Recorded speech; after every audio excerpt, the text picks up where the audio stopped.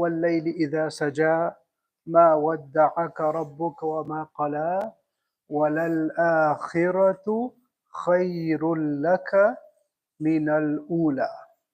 وقال النبي صلى الله عليه وسلم أفضل العبادة انتظار الفرج. أو كما قاله النبي صلى الله عليه وسلم. All praise is for our Lord, our Khaliq, and peace and blessings be upon Nabi sallallahu alayhi wasallam, the final messenger.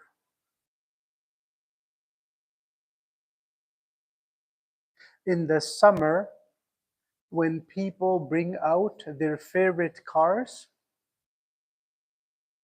and their favorite toy, whatever it is, a bicycle, a motorcycle, a scooter, a car, anything, they like to upgrade it. They'll put new seats on it, new whatever, because they want that item that they're using to be upgraded. People will buy a phone, then buy a nice phone cover for it. Because they want whatever they have to be upgraded a little bit, to look nicer. Unfortunately, when it comes to ourselves, we get hesitant when somebody wants to improve us. I'll say that again. We like to improve and upgrade everything around us. If our phone has an update from the manufacturer, we click, we say, oh, my phone is going to have new features on it, new things on my phone. But when it comes to our own zat, our own personality, we don't like to improve.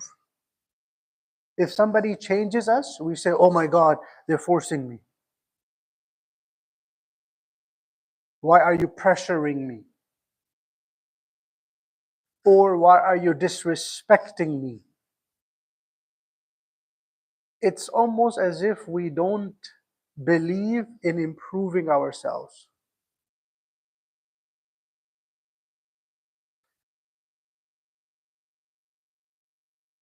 And when a person does improve, it's not in his personality, it's in school or sports. So for school, we have tutoring.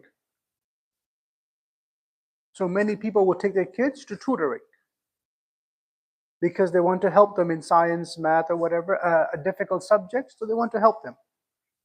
So where's that extra help coming for? For school reasons. The other extra help is sports. So people will have a sports coach, workout coach, whatever. But if we think about it, we're Muslims. We believe in Jannat. So do we have a spiritual coach? Or someone or anybody in our life that can tell us, Baba, it's a sunnah, do it. Do we have anybody in our life that can talk to us like that? Anybody in our life? Hey, Baba, this is haram, don't do this. This is not right. Because everybody that tries, we disqualify them. Either you're too young, get out of here. You're too old, you don't know my struggles.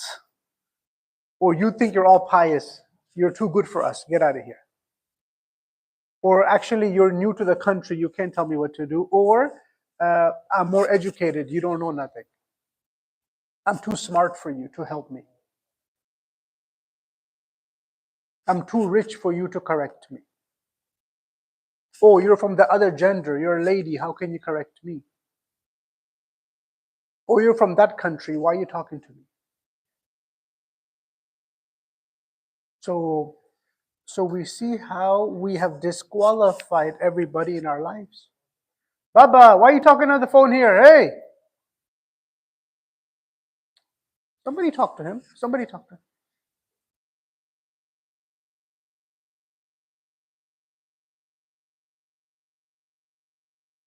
Mr. Important. Mr. Important. You can't talk on the masjid. What happened?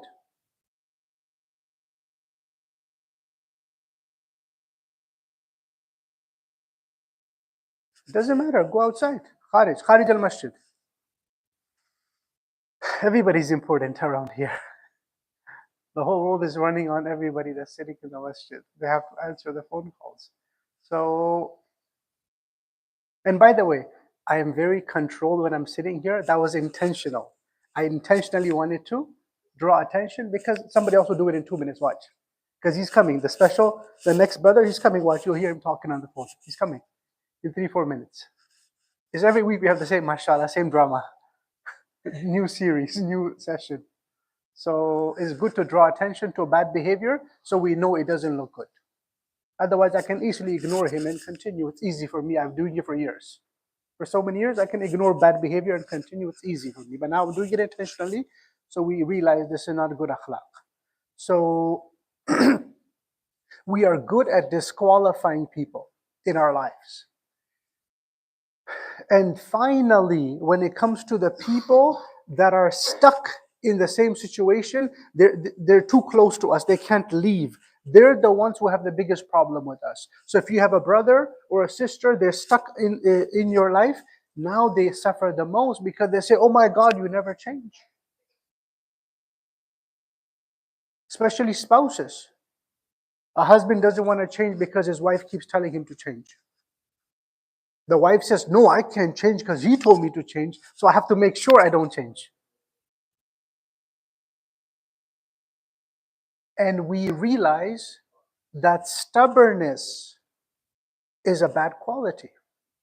And in fact, even sabr, patience, in the Quran, people have, Allah subhanahu wa ta'ala shows us that even sabr, people misuse sabr. There was a previous nation when the Nabi came, gave them the hidayah, and they said, no, we're going to do sabr on our old ways. We will do sabr in our shirk. No, don't change us. What are you doing? So that means even sabr, even persistence, we can use it a person can use it to stay stubborn in his bad ways. So previously, some ummah, they said, no, we're going to do sabr in shirk. We're not leaving. We're going to stay with shirk.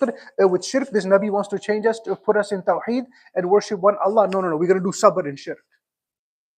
That means sabr is a problem suddenly because we're misusing it. A person does so much sins, he doesn't do tawbah. He goes, I'm doing sabr with myself. You're doing sabr with your bad behavior. You're doing sabr with your bad behavior. How is that a good thing for you? Allah subhanahu wa ta'ala has made men and women stubborn.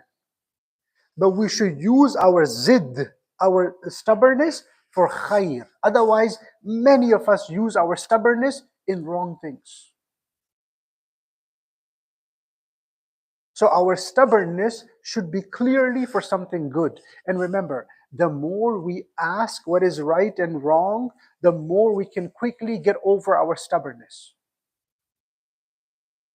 I'll give you an example that I've given in the past, is a person was having a lot of fights with his wife.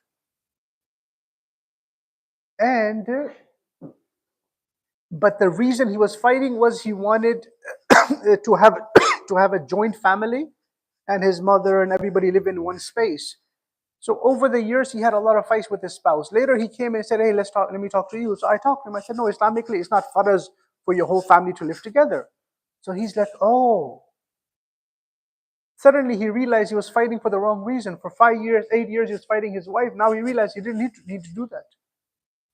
So now, she's done 8 years of fighting. She's mentally tired. 8, 10 years she's been fighting because Mr. Husband didn't know the masala. Mr. Husband didn't know the fiqh. So he was fighting for the wrong cause. A person is fighting for the wrong cause, but he thinks he's doing the right thing. So he thinks he keeps arguing with his wife for years and years. Then he realizes, oh my God, that wasn't even the masala. That wasn't the Islamic ruling. Why was I fighting her so much?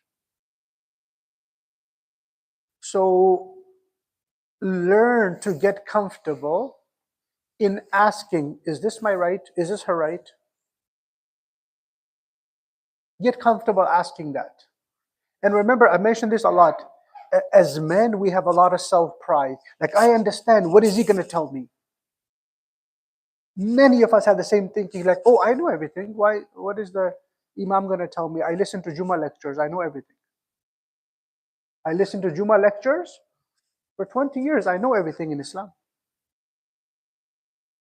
I know everything. So what is he going to tell me? Maybe he'll tell you 10 different things, because we don't talk about complex topics in the Jummah khutbah, because there's difference of fiqh opinions, the four mazahib and so on. But in reality, there's tons of topics that we can cover in the Jummah khutbah, but they'll be too complex. It'll become a class and everybody will be confused afterwards.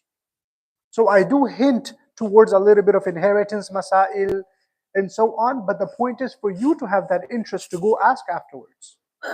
And remember, we cannot fulfill 500 people's needs in 20 minutes after Jummah namaz. After Jummah salat, I could stand at the back for 20 minutes or 30 minutes, but I cannot answer 400 questions in 20 minutes. It's not possible. So if you're thinking, oh no, I can only ask for Islamic help right after Jummah salat. If he's not there, I don't have to ask, because Allah subhanahu wa ta'ala knows I'm busy. Allah subhanahu wa ta'ala knows I'm busy, I cannot come again to the salat, to the masjid.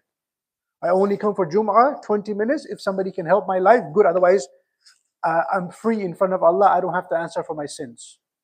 It doesn't work like that. Nobody goes to the doctor and says, oh, if I don't get healthy in one appointment, I'm finished. I don't have to come back. It's not a sin for me to not take care of myself. We go for 15 appointments for the same reason.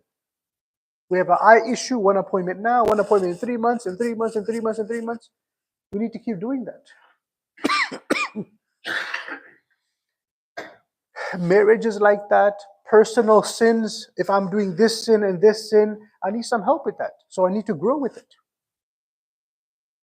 Like everybody has a sin that they're doing. We have to grow, and that's what Ramadan is. And in Ramadan, the point is to understand that we could become better people. And we will never miss our old self. This was the main lecture, this one line that I want to tell you. This one line.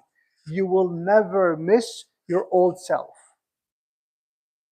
Who you were before a problem, you'll never miss that person. You might be thinking, no, this is me. I like being myself. No, you'll never miss your old self. If you improve, you'll be like, oh my God, that person was a shaitan. He lived inside of me, but that was shaitanic behavior on my part.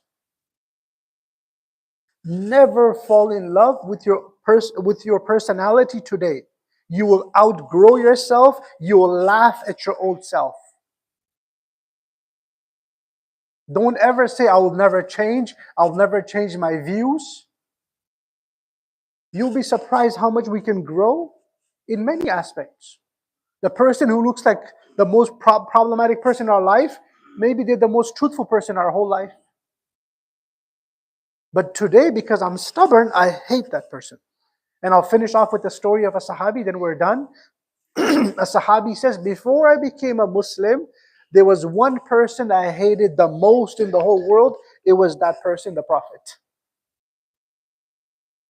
And I hated him the most in the world.